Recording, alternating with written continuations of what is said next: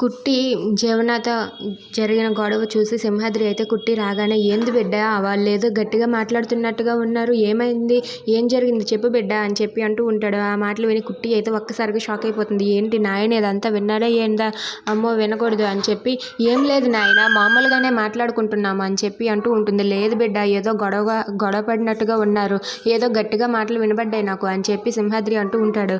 ఆ మాటలు కుట్టి అయితే అదేం లేదు నాయన, మేము మొన్ననే కదా ఎగ్జామ్స్ రాసినాము, వాటికి రిజల్ట్స్ ఎప్పుడు వస్తాయా అని చెప్పి జీవన అడుగుతూ ఉంటే చెప్తున్నాను. అలాగే ఇందమ్మ గారు కూడా మీరే ఫస్ట్ వస్తారని మమ్మల్ని ఎంకరేజ్ చేస్తున్నారు అంతే అని చెప్పి కుట్టి అయితే అక్కడి నుండి తప్పించుకొని వెళ్ళిపోతుంది. అది చూసి పద్మం అయితే ఏంది నాయనా, ఏందయ్యా ఎందుకు బిడ్డని అలా ప్రశ్నిస్తున్నావు, బిడ్డ మనకి ఏమైనా చెప్పకుండా దాస్తుందంటావా ఏంటా అని చెప్పి అంటుంది.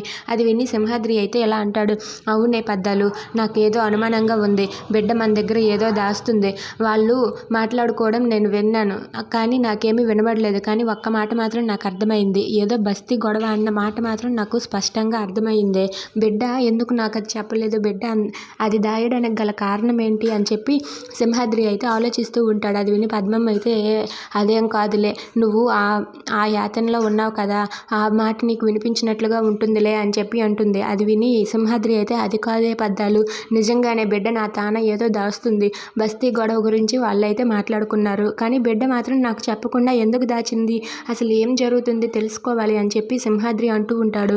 ఇక కుట్టి మాత్రం పక్కకు వచ్చి ఇలా ఆలోచిస్తూ ఉంటుంది. అమ్మో ఇప్పుడు ఈ విషయం నాన్నకి తెలిస్తే నాన్న ఏమంటాడో ఏంటో, అయినా ఈ విషయంలో ఇప్పుడు నేను ఎలా తప్పించుకోవాలి, అయినా ఆ బస్తీని వదలలేను, ఇటు జ్యోతమ్మని వదలలేను, ఇప్పుడు నేను ఏం చేయాలని చెప్పి కుట్టి కంగారు పడుతుంది. Please subscribe.